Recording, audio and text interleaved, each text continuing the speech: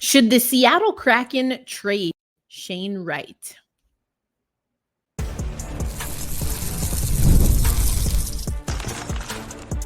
You are Locked On Kraken, your daily podcast on the Seattle Kraken, part of the Locked On Podcast Network, your team every day. Hey, what do you say, Seattle hockey fans? Welcome to another episode of Locked On Kraken, part of the Locked On Podcast Network. We bring you your team every day. My name is Erica L. Ayala, your host of Locked On Kraken. Thanks, as always, for making the show a part of your daily destination. Teased it in the beginning, but we're going to talk about trade rumors because once again, Shane Wright in the mix. And I think this speaks to a lot of different things, but let's just get to the nit and the grit. We heard from the fourth period, Dave Pagnotta, that apparently general manager Ron Francis has been fielding some questions regarding Shane Wright, seeing other teams, seeing if perhaps he's available on the market.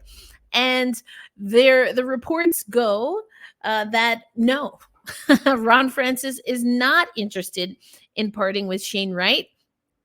And it goes on to say the top prospect could get a serious look in Seattle's top six as early as next season. Now, I think we were on this track anyway with Shane Wright. We've talked about that on the show. But with Dan Bylsma coming in, I mean, of course, it gives a little bit more juice to that. Before we move on, I want to let you know today's episode of Locked On Kraken brought to you by our friends at GameTime. Download the GameTime app, create an account, and use promo code LOCKEDONNHL for $20 off your first purchase. Check out our friends. If you're watching on YouTube, pointing to the little headline below, check out GameTime. Remember, Locked On NHL, $20 off your first purchase. So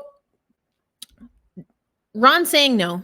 Dan's coming to the Seattle Kraken. He's right now, of course, the head coach of the Coachella Valley Firebirds, who have a game today. We're going to get into that in the next segment, the second stanza. But, I've talked to you about that before. I just mentioned it. I think that there is a probability that the Coachella Valley Firebirds, or some of the players that we're seeing on the Coachella Valley Firebirds, will at minimum have a strong presence at camp, which I cannot wait for training camp. Truly, we got to get this show more subs, more interaction, so we get more money so that I can fund another trip to training camp. But here's another thing, and I talked about this, or I feel like I circled and underlined what Sam Holloway, one of our owners, said, and we had this snippet on the show. But there are a lot of pieces to make a successful team, is what Holloway is saying. There's a great group of folks in Seattle already. Other pieces we need as well. More than one thing can be true. I really loved what Sam Holloway was saying there. We're going to work on all the different areas to continue to improve now. And there's this really great article. It's in the Seattle Times by Mike Varel. And it talks about the opening press conference from Dan Bylsma. That's Sam Holloway again talking at that opening press conference. And I love that Samantha Holloway again is saying that there are multiple pieces, or as Mike put it, a parade of puzzle pieces that have to fall. Of course, getting Disco Dan was one of those pieces, but what are the other pieces? I do think trades could be a part of that. I'm going to be honest, trading Shane Wright to me doesn't seem like the right, no pun intended, move. That being said, what assets do the Seattle Kraken have? What assets do they need? If we head over to Cap Friendly right now, and I've seen this reported other places as well, but the Seattle Kraken have about $23 million of cap space that they can leverage in this offseason if they want to go get a free agent, if they want to sweeten the pot with a trade, whatever the case is. So that's a decent amount. But Do you need to send over picks? Do you need to send over prospects? Shane Wright, of course, is a name. I think he's very close to NHL ready. So if you do that as the Kraken, then what are you getting back? What is the value that we would need to even consider letting go of Shane Wright? For me, it's a hard pass. It's a hard no. And not only because I think we have yet to see the best of Shane Wright, but because I don't think we've seen the best of Shane Wright, and we're getting his current head coach at the Seattle Kraken.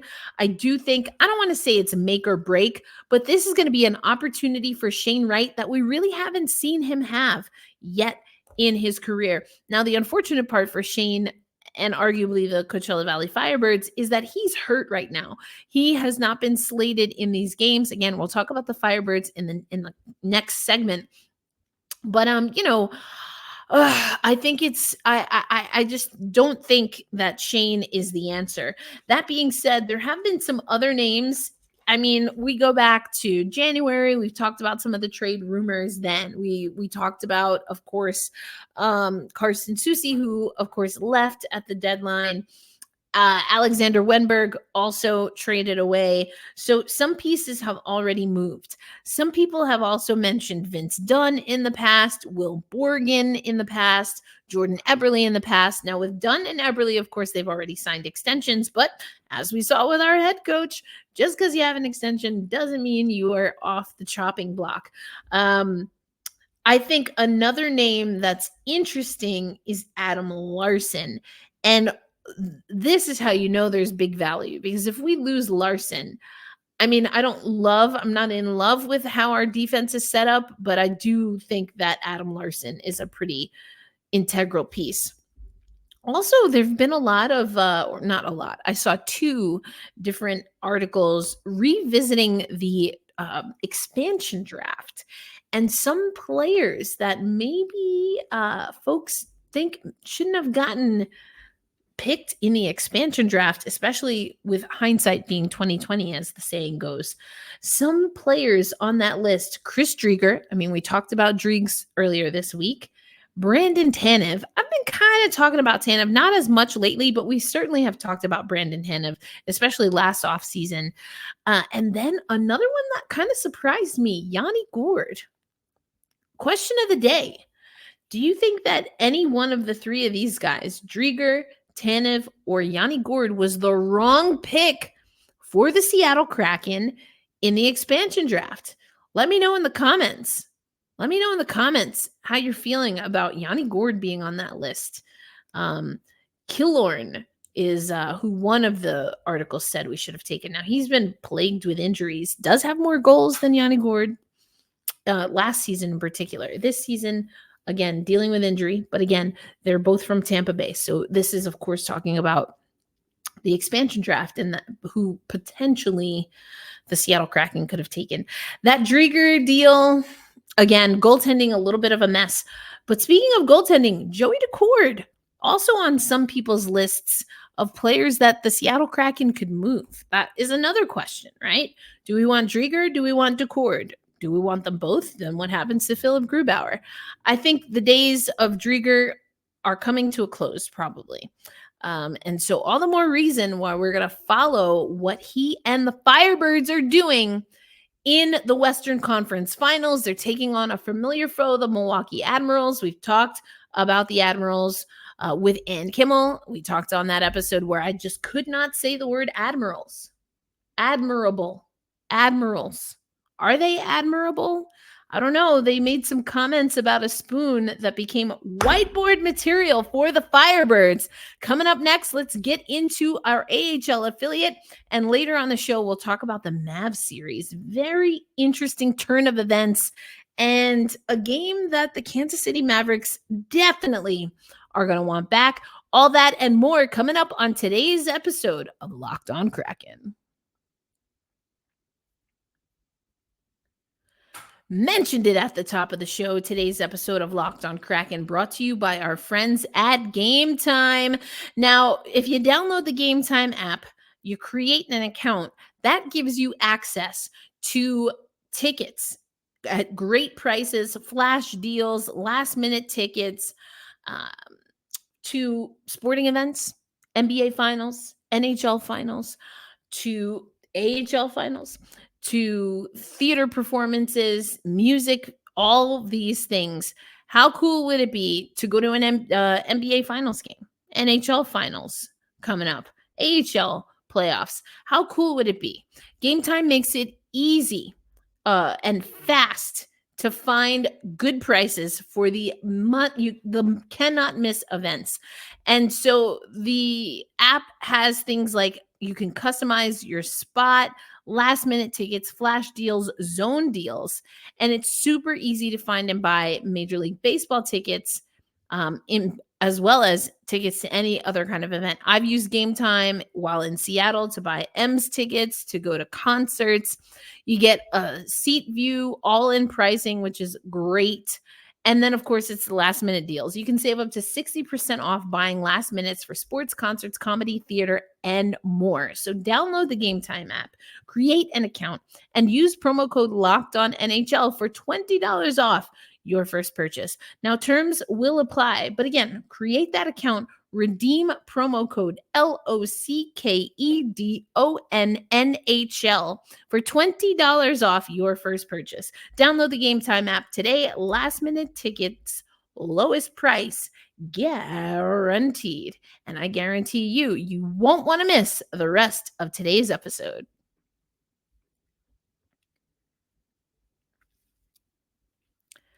Thanks as always for making Locked On Kraken a part of your daily destination. Erica L. Ayala here, coming to you with another episode of Locked On Kraken. I mean, moving Shane Wright doesn't sound like a good deal to me. Doesn't sound like a good deal to me, at least not right now. Now, once we get to the true off season, get closer to July 1, we're going to talk about some of the free agents. We're going to talk about maybe some trades, what we actually need. It's a little bit of everything. Spoiler alert.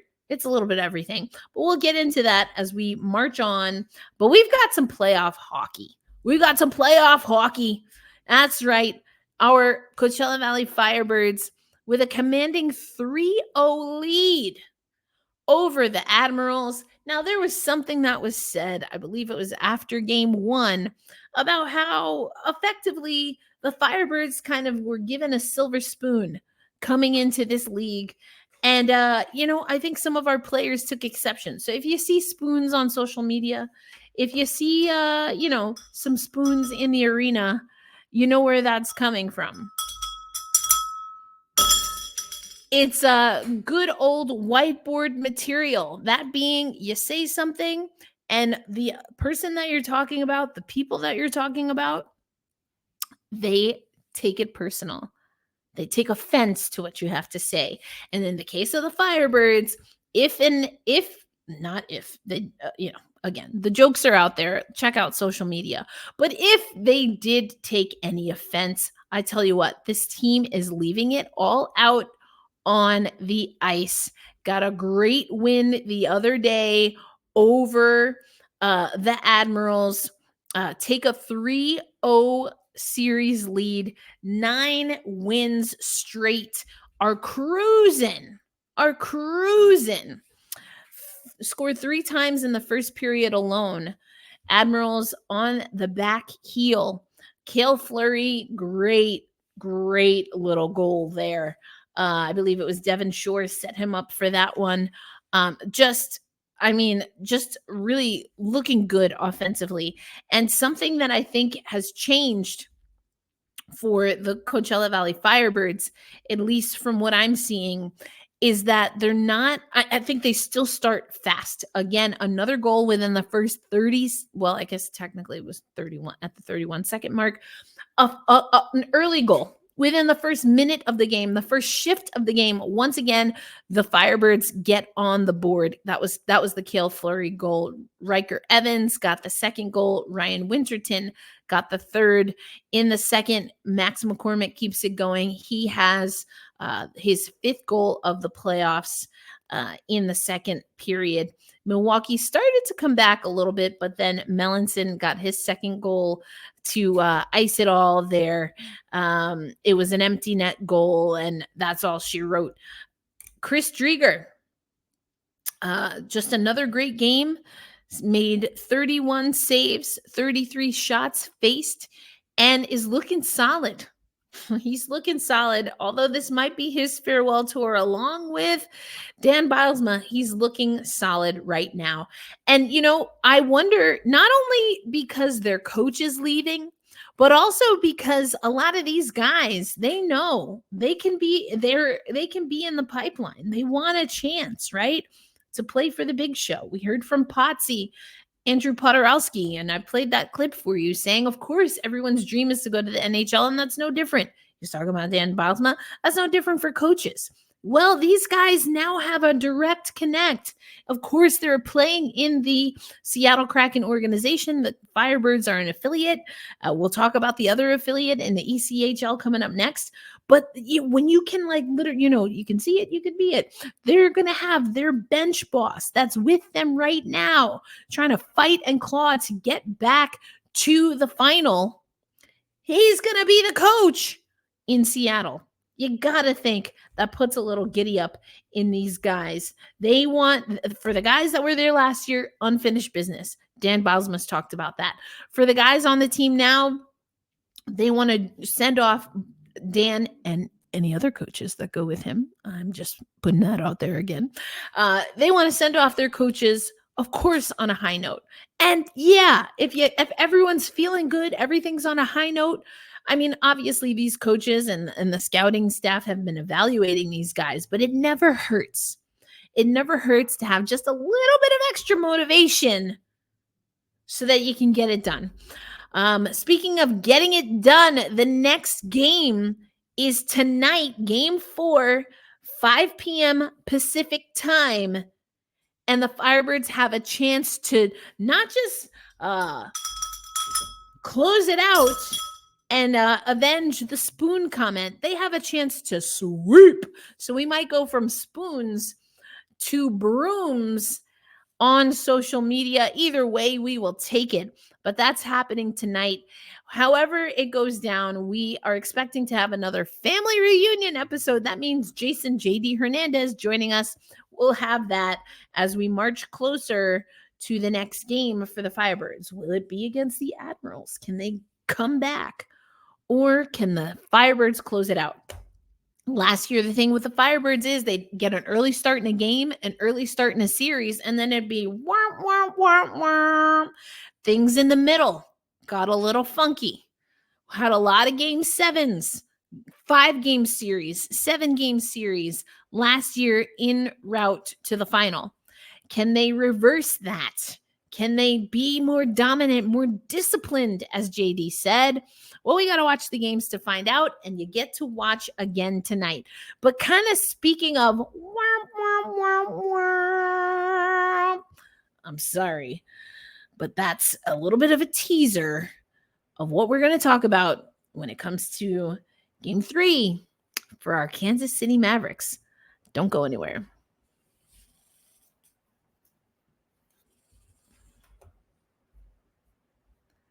Thanks as always for making Locked On Kraken part of your daily destination. We are in the off season for the Seattle Kraken, although the finals, Stanley Cup finals, getting ready to get underway. And Jeff Baker over at the Seattle Times had a conversation with Grant Fuhr. You might know him.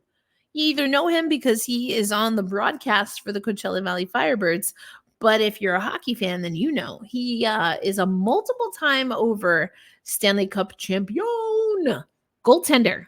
First Black goaltender to win the Stanley Cup. He's in the Hockey Hall of Fame. It's kind of a big deal. Can you guess as it's Edmonton taking on Florida? Now, although we co-parented with the Florida Panthers, that was before Grant's time with the Coachella Valley Firebirds. Well, because Coachella Valley Firebirds didn't exist yet. Grant is indeed rooting for the Edmonton Oilers. He put it on paper, or I guess Jeff Baker put it in ink, so to speak. Not surprising. Again, he has a lot of success with the Oilers. But he had some great things to say also about just how the atmosphere is changing, and Firebirds fans are not just snowbirds as they're known, and hockey fans coming from other places, more established hockey markets. They're really putting their footprint on there. So you love to see it. What we don't love to see, though, is our Kansas City Mavericks struggling. 5 unanswered goals by the Everblades to take the win in Game 3. Mavericks Unraveling is one of the calls on the broadcast. The Mavericks Unraveling. And I hate to say it, but they kind of did. They kind of did unravel. So Kansas City, Hayhurst gets the first goal at the 6:02 mark in Game 3. Then Florida scores at the 12:06 mark. So not a response goal. First power play goal of the game belongs to Cotton, who actually had a brace or 2 goals, his 7th and 8th of the playoffs. But then from the second period at the 10:24 mark and on, it was all Florida. It was all Everblades. And Shao ends up getting a hat trick in the mix. Lambden also had 2 goals for the Everblades. Just bad turnovers. Some of those hope plays that we've heard Tad O'Had talk about. Too many hope plays. There was one play where in their own zone, they're trying to make an exit and the 2 guys run into each other. So you've got a slow sliding puck. It gets poked away, but behind the attacking forward. Easy goal. Not much Jack LaFontaine could do. I did say I thought Jack was going to get the start. He did get the start, but not a great game. I thought he got left out to dry a lot. Again, broken plays, hope passes, hope plays, not paying attention, blind passes. Now, again, unraveling. 5 unanswered goals. That's tough. That's tough, which included an empty netter. So one of those goals does not count against LaFontaine. The bad news is that it didn't look good. It probably didn't feel good. It was embarrassing. That's the bad news. I think that's what I said before. If I said good, I meant that's the bad news. But I guess that's also the good news, or the good news in the loss is these are fixable. These are fixable things. I don't think they were playing hurt. I don't think they were playing out of gas. They were just a little absent-minded. I was doing another podcast for my WNBA coverage. We're talking about the New York Liberty, who in the middle, the second quarter, third quarter, they kind of disappear. And one of my co-hosts was like, well, what does the head coach Sandy Brondello have to do? Give them fidget spinners so that they don't lose focus? I mean, obviously that's an exaggeration of the most high, although it would be hilarious to just kind of see someone with a fidget spinner in the middle of a basketball game or a hockey game of all things. But, they lost focus at inopportune moments. It just was an Everblades team fighting back at a moment where the Mavericks, they exposed themselves. They were out of sync, uncoordinated. The communication, if there was chatter and communication on the ice, it obviously wasn't effective and efficient communication, missing assignments, kind of going for the heroic dive block or dive save instead of squaring up, going stick to stick, going body to body. And again, it didn't look great. I'm sure it didn't feel great for the players and for Tad, but these are fixable, preventable things. So that's the upside. So can the Mavericks get something going? I have confidence. This is a team that is battle tested, and it's some of the things and the principles, again, that Tad has talked to us about. So you just got to have a little patience. Speaking of patience, on tomorrow's episode, we'll sneak some of it into the regular episode, and then we'll also do a bonus episode. But we're going to have those 5 pillars and what Tad talks about with his team and how they prepare for the game. Just some great nuggets. He also got really fired up about Dan Bylsma, very passionate, had some strong words about maybe jobs that Dan didn't get in the past. But it's that passion, it's that fire. We know it exists for the Mavericks. They're going to get back on track. I have no doubts. So there you go. The Firebirds play tonight. You can watch that on AHL TV. There's also a watch party. There's a watch party that the Seattle Kraken are hosting. Firebirds look to win game 4 tonight against the Milwaukee Admirals, 7 p.m. local time. Tune in to watch. Or I guess it's not an official watch party, but yeah, a 9-game heater, which is very, very cool. So make sure you're tuned in. 3-0 advantage. You want to see them get all the way. I think this is going to be good for the Firebirds, obviously, but also to transition Dan Bylsma. Lots of folks that don't usually pay attention to the AHL probably watching to see our new head coach in action, and you love to see it. So make sure you're tuning in there. If you can't watch the game, no fear. I will have you covered on tomorrow, Friday's episode. It will be a Firebirds Friday, but honestly, every day is a Firebirds Friday around here because unfortunately, the Seattle Kraken are not in the playoffs. So yeah, what are your thoughts on the Shane Wright trade we talked about, or the trade rumors? Excuse me, he is not traded as far as we know. The rumors that Shane Wright should be traded will be traded. Again, Ronnie Francis not really having any of that, but what are your thoughts? I think there could come a time where a player like Shane Wright you at least have to consider it. Are we there yet? I mean, I don't know. You let me know. Be kind to yourself. Be kind to one another. Hold fast. Stay true. Get fired up and go, Mavs. Go. I'll catch you on the next episode of Locked On Kraken. Erica L. Ayala signing out. Peace out.